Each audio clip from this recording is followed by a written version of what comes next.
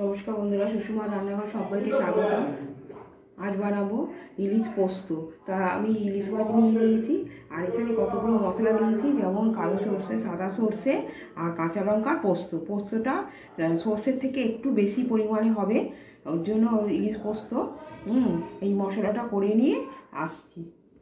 মাছগুলো নুন হলুদ মাখিয়ে ভেজে নিয়েছি, আর মশলাগুলোও বেটে নিয়েছি। এবার আমি ইলিশ মাছটা করব।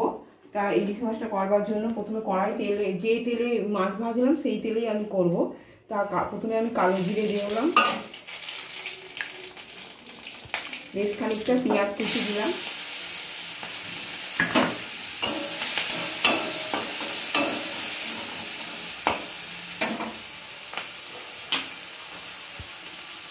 এখানে পরিমাণ মতো নুন দিলাম, একটু হলুদ দিয়ে দিলাম,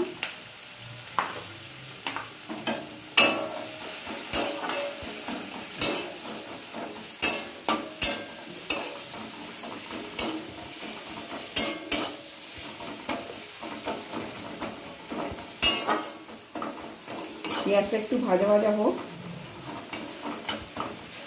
এবার এটা কাঁচা লঙ্কা আর সর্ষেগুলো বাটা দিলাম, এর মধ্যে একটু টক দই দেব, আর পোস্তটা এর মধ্যে দিয়ে দেবো।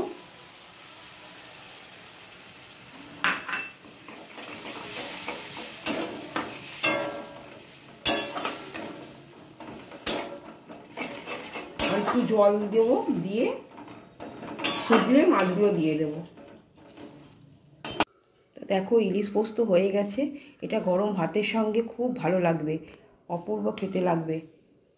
এরকমভাবে বানিয়ে নিলে খুব ভালো লাগবে। টাটা।